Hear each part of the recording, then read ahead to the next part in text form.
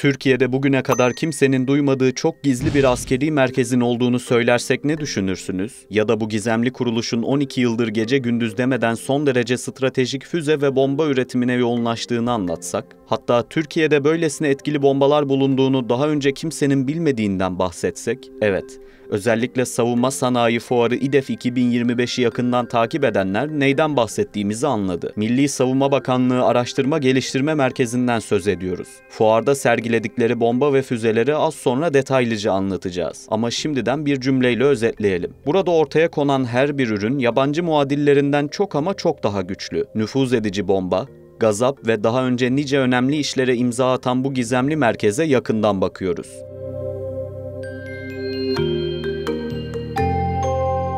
İstanbul'un ev sahipliğinde düzenlenen 17. Uluslararası Savunma Sanayi Fuarı ya da kamuoyunda bilinen ismiyle İDEF 2025 geçtiğimiz günlerde tamamlandı. Türkiye'den ve dünyanın dört bir yanından katılımcıların buluştuğu bu etkinlikte çok önemli haberlere şahit olduk. Tabii bunların hepsini burada sayma imkanımız yok. Ama hepimizin hemfikir olabileceği bazı ürünlerden bahsetmek istesek, Tayfun füzesinin Blok 4 versiyonu ilk sıraya yerleşir. Ki Türkiye'nin böylece ilk kez hipersonik hızlara ulaşabilen bir balistik füzesi olduğu bilgisini de paylaşalım. Son derece gelişmiş kara sistemlerini, ülkemizin ilk milli hücum botunu ya da dünyanın ilk alçak irtifa insansız hava aracı Talay'ı unutmak olmaz. Talay'ın suyun yalnızca 30 santim üstünden gidebildiğini ve böylece radarlara yakalanmadığını ekleyelim. Ancak bugünkü konumuz ne bu yeni teknolojiler, ne Milli Muharip Uçak K'nın Endonezya'ya satışına ilişkin resmi imzalar. Bugün tek bir konumuz var. Milli Savunma Bakanlığı Araştırma Geliştirme Merkezi ya da kısa adıyla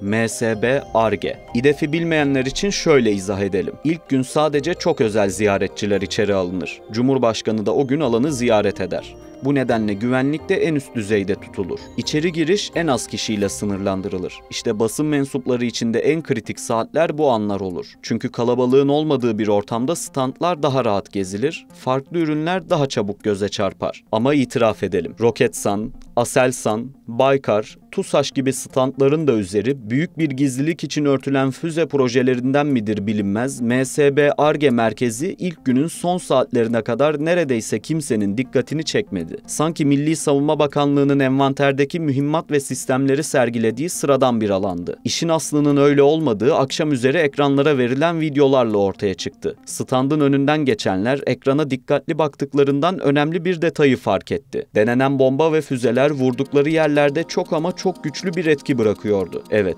Türkiye'nin elinde zaten nüfuz edici bomba yani NEP vardı. Ama ekrandaki NEP atışı alışılagelenlerin bir hayli ötesindeydi. Her şeyden önce standart NEP'ler genellikle 2 metre betonu delebiliyordu. NATO standartlarında bu rakam 2,4 metre olarak geçiyordu. Haliyle Ankara'nın elindekiler de 3 aşağı 5 yukarı ancak bu büyüklükte beton kütleleri yıkabilirdi. Ancak ekrandaki test videosunda atışı yapılan NEP tamı tamına 7 metrelik betonu rahatlıkla deliyordu. Bombanın iç çekirdeği hızını alamıyor, arkadaki kum havuzuna kadar gidiyordu. Yani belki de o an daha fazla beton blok konsa onları da delip geçecek gibiydi. Gözünü ekrandan alıp standın içine çevirenleri bir başka sürpriz daha bekliyordu. Test görüntülerindeki bombanın birebir ölçekli hali de oradaydı. Füze, Milli Savunma Bakanlığı Ar-Ge merkezi tarafından yapılmış, kullanıma hazır hale getirilmişti. Detaylara geleceğiz. Ancak önce bir not aktaralım. MSB Ar-Ge merkezinde askerler, sivil mühendisler ve bilim insanları birlikte çalışıyor. Temel amaç sahadaki askeri personelden gelen bildirimlerden yola çıkarak mümkün olan en iyi ürünü ortaya koyabilmek.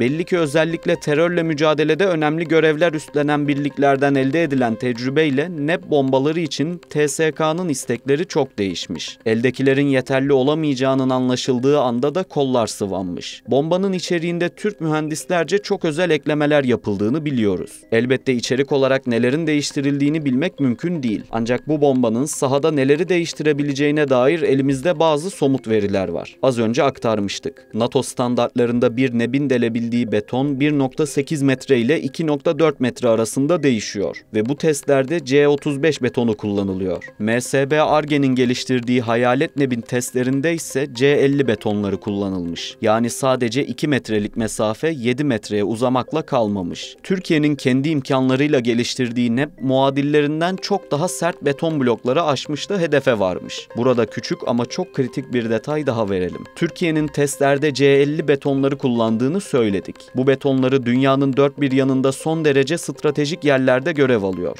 Ülkeler kendileri için çok değerli olan bir köprü, viyadük ya da nükleer tesis binasında mutlaka C50 beton tercih ediyor. Ankara'nın testleri buna göre yapmasının ne anlama geldiğini sizin yorumunuza bırakalım ve devam edelim. Bahsettiğimiz Hayalet Nebin yer testi Konya'da yapıldı. Çünkü ülkemizdeki en iyi atış, test ve değerlendirme merkezi orada. Bu testlerin hemen ardından önce uçaktan bırakma, sonra da uçaktan fırlatma testleri tamamlandı. Bu testler için seçilen yerler de elbette sıradan noktalar değil. Mesela Antalya bölgesinde Milli Savunma Bakanlığı'na ait bir test adası olduğunu bizler de yeni öğrendik. Neb'in havadan atışları için burası seçilmiş ve füze tamamen kayalık bir alanda 90 metre derine nüfuz edebilmiş. Kayalıkların arka tarafı dahi parçalanmış. Bu anlattıklarımızın tamamı da farklı açılardan kayıt altına alınmış. İDEF'e gelenler için bu bilgilerin ve testteki gerçeküstü görüntülerin ardından bir başka sürpriz daha vardı. MSB Ar-Ge Merkezi tarafından geliştirilen ve standta sergilenen üründe üretim tarihi ve stok numarası da bulunuyordu. Elbette bu aslında füzenin her anlamda hazır olduğu anlamına geliyordu. Çünkü Türkiye gibi NATO üyesi bir ülkede mühimmata bu numaraları verebilmeniz için tüm kalifikasyon ve sertifikasyon işlerini başarıyla tamamlamanız lazım. Evet, MSB Ar-Ge kimseye bir şey belli etmeden tüm bunları tamamlamış ve kendi imkanlarıyla geliştirdiği Neb'i envantere eklemiş. Ancak standa gelenleri şaşırtan tek ürün Neb olmadı. Çünkü bu standa gelip yetkililerden bilgi alanlar inanması güç bazı detaylar da işitti. Bunlardan bazılarını sizinle paylaşalım. Ancak off the record olarak bize verilen bazı bilgilerden şimdilik bahsedemediğimizin de altını çizelim. Standta sergilenen diğer ürünlere geleceğiz. Ancak sonda söyleyeceğimizi başta belirtelim. MSB Ar-Ge'nin ilk kez kamuoyu önüne çıktığı bu etkinlikte sergilediği 44 ürünün %80'i kalifikasyonu, sertifikasyonu bitmiş ürünler. Kalan %20'lik kısmında laboratuvar testleri tamamlanmış. Saha testlerine geçilmiş. Yani burada MSB Ar-Ge'nin yapacağız, edeceğiz, tamamlayacağız dediği bir ürün yok. Hepsini yapmışlar. %80'i envantere istendiği an alınacak noktaya ulaşmış. Geriye kalanlar için de en zorlu virajlar dönülmüş ve sona gelinmiş. Neresinden bakarsanız bakın tek kelimeyle muazzam bir başarı. Şimdi gelelim standdaki diğer ürünlere. Tabii Neb'le beraber İDEF 2025'in yıldızlarından biri de Gazap oldu. Türk Dil Kurumu Gazap kelimesinin anlamını öfke ve kızgınlıkla beraber hiddet olarak açıklıyor. Şimdi bu bombanın özelliklerini saydığımızda isminin neden Gazap olduğunu daha iyi anlayacağız. Aslına bakarsanız bu bomba klasik bir MK serisi. 2000 librelik bir uçak bombası. Türk mühendislerin burada da kritik dokunuşları var. Neyi nasıl değiştirdikleri elbette sır. Ancak Gazap patladığı yerde 10.000 küçük parçacığı etrafa saçıyor. Her bir metrekareye 10,6 parçacık düşüyor. Bu rakamlar onu standart bir MK-84 serisinden 3 kat daha güçlü hale getiriyor. Çünkü benzer klasik bir bombada metrekareye 3 parçacık düşüyor. Gazap'ın tek özelliği bu parçacıklar değil. Etki alanı öylesine geniş ki 1 kilometrelik alanda her şey ama her şey bir şekilde tahrip oluyor. Gazap düştüğü yerde öyle bir basınç oluşturuyor ki ortamda oksijen neredeyse sıfıra düşüyor. Türkiye'nin elindeki en yüksek patlayıcı güce sahip bombanın Gazap olduğu bilgisini de paylaşalım ve devam edelim. MSB Ar-Ge'nin yakın gelecekte adını sıkça duyacağımız imza işlerinden biri de kendi imkanlarıyla ürettikleri hava füzesi. Güdüm çalışmalarının tamamlandığı bu üründe sıradaki durak gerçek atış. Atış yapıldıktan sonra belki bazı küçük değişiklikler yapılabilir. Ardından bu yeni füzenin sertifikasyon testlerine başlanacak ve o süreçte hızla tamamlanacak. MSB Ar-Ge'nin milli imkanlarla geliştirdiği hava füzesinin menzili 180 kilometre olacak. Hava füzeleri Türkiye için son derece kritik ve uzun süredir de gündemde. Elimizde Amerikan yapımı AMRAAM füzeleri olduğu biliniyor. Resmi olmayan kaynaklara göre bu füzenin gelişmiş versiyonu olan 120D konfigürasyonunda menzil 160 kilometre. Avrupa'nın ortak projesi olan Meteor füzesi ise ramjet motor teknolojisiyle 200 kilometre menzile çıkıyor. Üzerindeki motor düşmanın kaçışını son derece zor bir hale getiriyor. Çinlilerin de PL-15 füzesiyle aynı şekilde 200 kilometre ve üzeri bir menzile ulaştığı düşünülüyor. Ancak ramjet teknolojisi var mı ya da hedefe giderken nasıl bir yol izliyor gibi soruların şu an elimizde cevabı yok. Bu nedenle gerçekçi bir karşılaştırma yapmamız da mümkün değil. Ancak Eskişehir'de konuşlu 401. filo tarafından test edilecek bu füzeyle ilgili yıl bitmeden yeni haberler alacağız gibi görünüyor. Amaç 2025 içerisinde atış testlerini gerçekleştirmek. Türkiye'nin uzun menzilli hava füzesini kullanıma hazır hale getirmesi, bu füzelerin alımı için yapılan harcamalarda da büyük tasarruf sağlayacak. MSB Ar-Ge standının bir köşesinde bomba ve benzer nitelikli mühimmatlar varken hemen diğer tarafta insansız deniz aracı dikkatimizi çekiyor. Özellikle Rusya-Ukrayna savaşıyla birlikte insansız deniz araçlarının düşmana nedenli ciddi zararlar verebildiği hepimizin malumu. Belki de sahadan gelen görüntülerin ardından MSB de kendi Ar-Ge merkezine benzer bir ürün için geliştirilme talimatı verdi.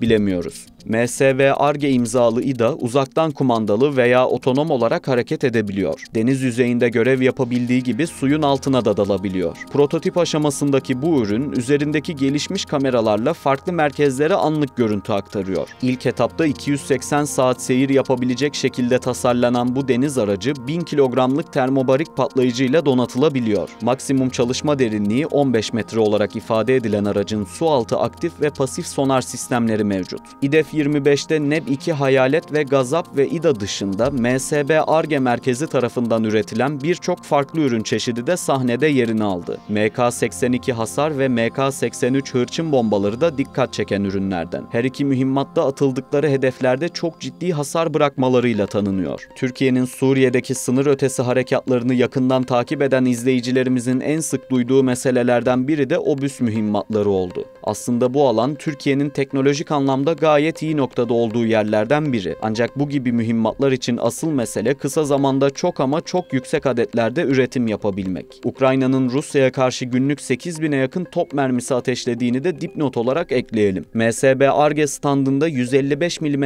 standart obüs mühimmatları bizi çok şaşırtmadı. Ancak Ramjet topçu mühimmatını görmek hayli heyecan vericiydi. Çünkü bu yeni teknolojiyle birlikte 150 kilometre gibi bir mesafeden son derece hassas topçu atışları mümkün oluyor. Ki eğer bu tür mühimmatlardan yeterince hızlı üretebilirseniz o zaman sahadaki dengeleri doğrudan değiştirebiliyorsunuz. MSB Ar-Ge merkezinin fuarda yer alan onlarca ürününden bir diğeri Levent köşe atış aparatı. Dar ve karşı tarafın görülmediği alanlarda meskun mahalde ya da engel ve köşe duvarı gibi yerlerde hayat kurtaran bir teknoloji. Bu aparatla personel hedefi daha net görüyor. Hedefi görerek atış yapabilme kabiliyeti çok daha iyi sonuçlar alınmasını sağlıyor. Elbette MSB Ar-Ge'nin 44 ürününü burada ayrı ayrı anlatmak pek mümkün değil. Biz bazı örnekleri aktardık. Asıl amacımız ürünlerden ziyade MSB Ar-Ge'yi ve ortaya koyduğu vizyoner yaklaşımı sizlerle paylaşabilmek. Anlattıklarımız hakkında siz ne düşünüyorsunuz? Türkiye'nin 12 yıldır kimselere fark ettirmeden böylesine gelişmiş bomba ve mühimmatlar yapmasını nasıl yorumlamalıyız? Sizce Ankara neden gizliliğe devam etmedi de bazı projelerdeki sır perdesini araladı? Bunun diğer ülkelere bir mesaj olduğu fikrine katılıyor musunuz? Yorumlarınızı bize yazın. Üzerine konuşalım. Başka bir içerikte görüşmek üzere. Şimdilik hoşça kalın. Maksimum çalışma derinliği 15 metre olarak ifade edilen aracın sualtı aktif ve pasif sonar sistemleri mevcut.